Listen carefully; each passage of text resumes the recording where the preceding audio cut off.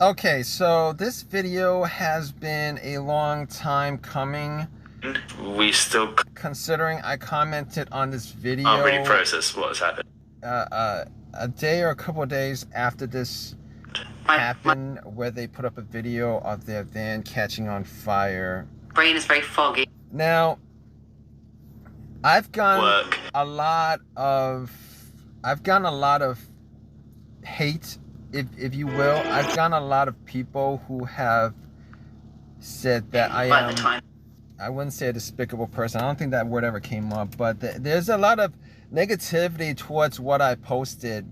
Basically, what I posted was I posted that the fire, the way it started from the video, seems kind of suspicious. They were driving, they were driving while that fire started. It looks like a propane fire to begin with. And I pretty much said that the way that propane, if there was a propane leak, because it looks like it came from the midsection of the vehicle. Everybody says that it's a gas line that caught on fire. The gas tank is on the other side of the van.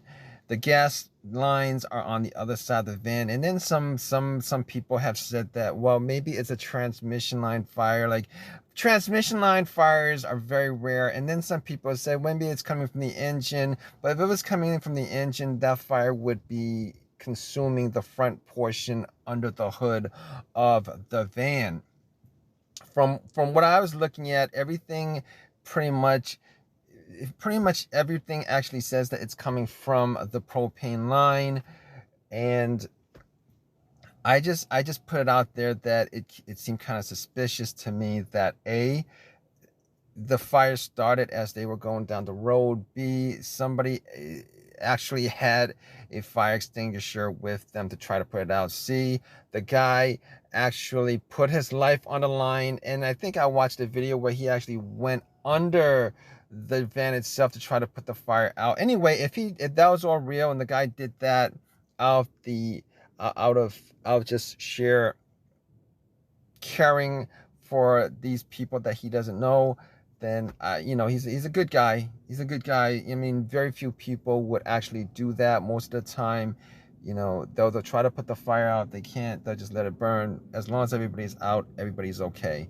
And on top of that, the guy who put the fire out was never mentioned. He was never given any kind of credit. His name was never given. You never see them going up to him and thanking him. His face was never quite shown. I don't think. It's been a while since I've watched the video, but here's the thing, that there was something that got me with the whole GoFundMe situation with these guys, because I don't know. I think the GoFundMe, they raised about 10,000. The van was probably 10,000. I went and I went and looked at these guys' Social Blade numbers as far as how much they're making, and it seems like they're making a pretty good amount of money, $69,000 a year or something like that. I'm pretty sure they have sponsorship deals and stuff like that. I'm sure they're getting money from the insurance, and they still put up a GoFundMe page, which is fine.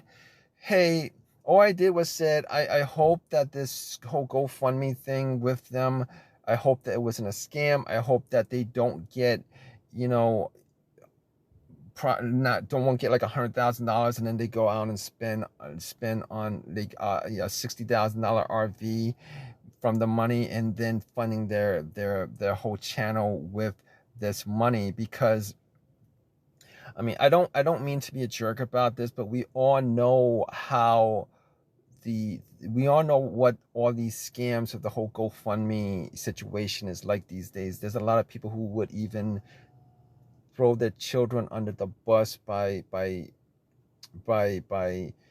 throwing it out there that they might have some kind of cancer or some kind of terminal illness. They themselves, people who have there's people who have been arrested who put it out there that they have cancer or whatever, and it turns out that they don't, but they raise like 60, 70, $100,000 for for a fake illness that they have, or a fake situation that they have. There's so many of them. there's so many of them. There was a situation where some bum, they raised like $200,000-$300,000 for some bum, and it turns out that the guy who filmed it, the YouTuber who filmed it, kept most of the money, etc., etc. So it's always good to be, it's always good to be kind of, wary of these situations with the whole GoFundMe situations. And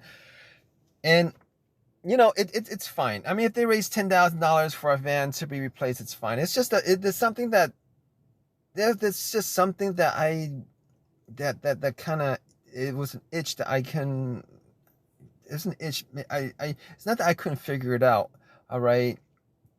I don't think that anybody else in this situation who's doing van life, who's living in their vehicle, who there's a lot of people out there. Okay, here's what gets me. All right, I'm gonna tell you guys what gets me about this situation. There's a lot of people out there who don't have the benefit of these guys. There's a lot of people out there who don't have the benefit of a channel that actually makes them money. There's a lot of people out there who are actually living this lifestyle because they have to. There's a lot of people who live this lifestyle because they're trying to build whatever they have, and they don't get a GoFundMe for whatever situation that comes up, particularly these situations that warrants a huge amount of money, a relatively huge amount of money, like 10,000, 11,000, 12,000. And there are people who just look at this, won't think twice, and then they'll just throw out money. And it's like, you think about that and you're like, do it just rubbed me the wrong way. They make about $69,000 from the YouTube channel, I believe, and they get sponsorship deals, and they're getting insurance, thinking they probably have insurance, and they get insurance. But yeah, so you guys know where I'm going with this. There are people who are actually more deserving or need it more. And on top of that, the other thing is, and I'm going about this sporadically as as I remember this. All right, so basically the van caught on fire while they were driving it.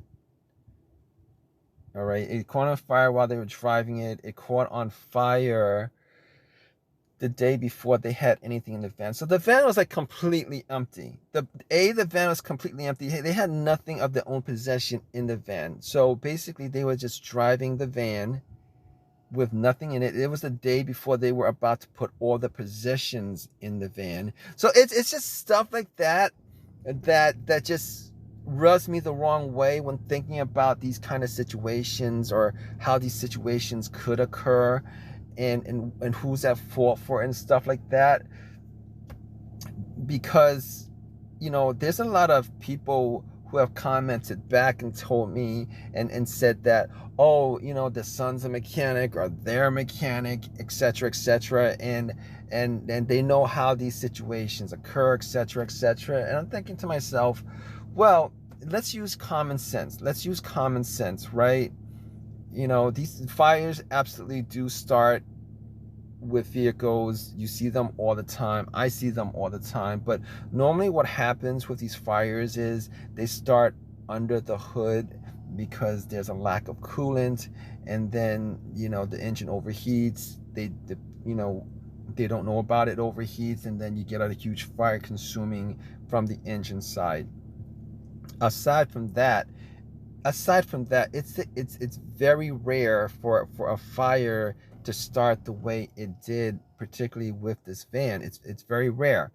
All right, if you think about it, I guess it could be coming from the tank, but something would have to light the tank.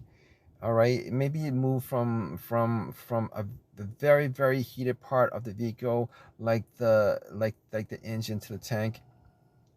Maybe, possibly, I don't know, but you still get smoke under the tank. All right.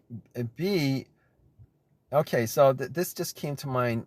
B, when he have known that there were these vans have like huge mirrors.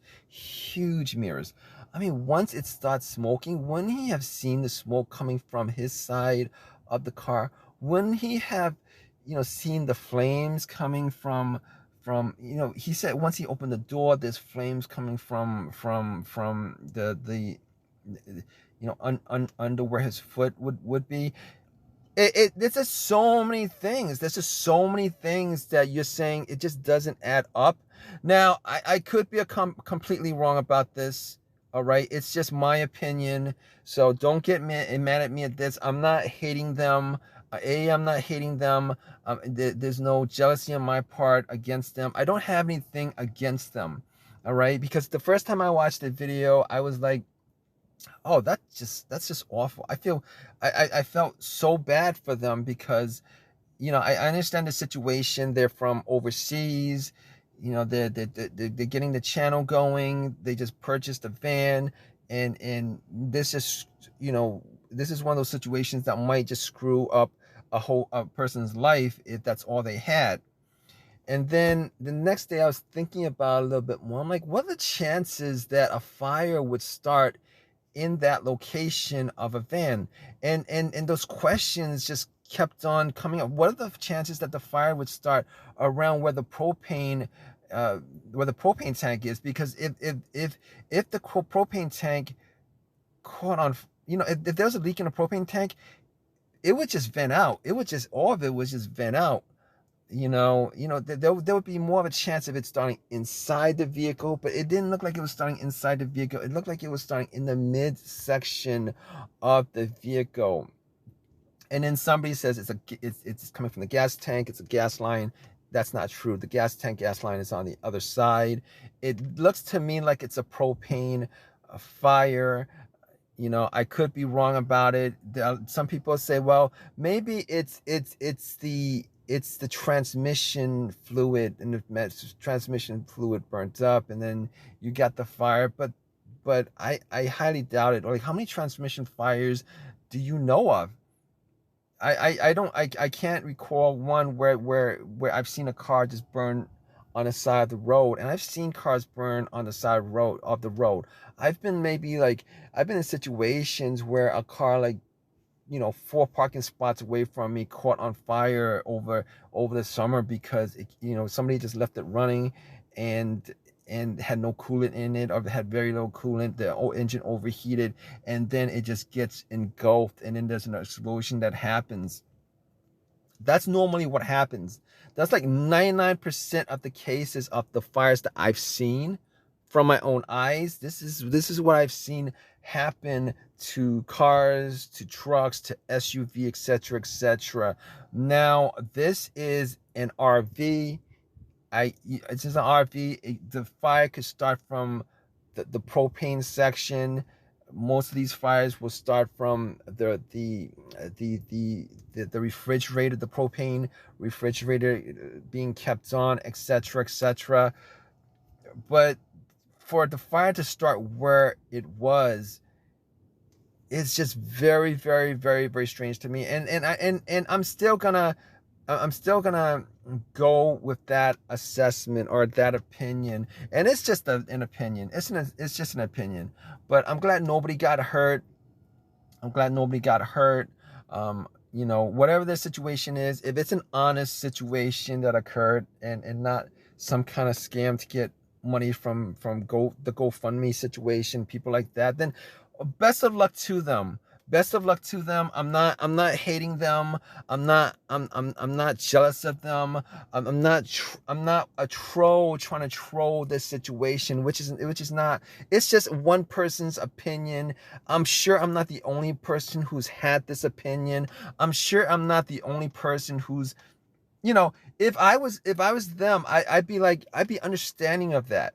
I would be understanding of that because of what you see nowadays with people and the scams that they run. If it was me, and I was in being honest as I am about it, if it was me, I would just put it out there. Hey, listen, listen, this is what happened. This guy tried to save the van. We're gonna have an interview with him. This is the nicest guy in the world who tried to save a home on wheels. And maybe we'll try to throw him a little bit of money, and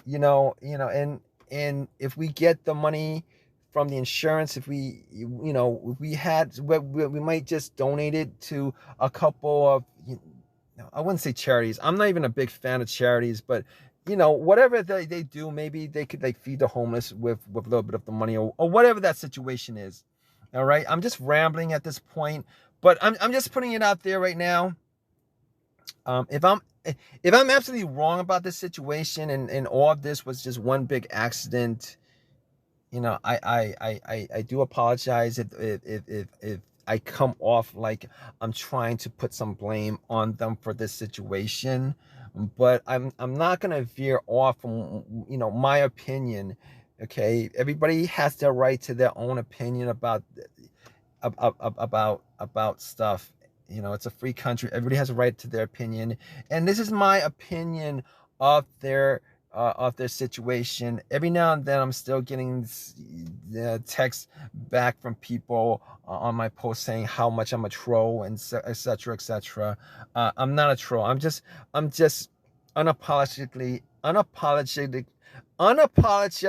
honest about my opinions on certain things, and no amount of political pressure is gonna put, no amount of political pressure is going to, it's going to change that. It's an honest opinion, guys. All right.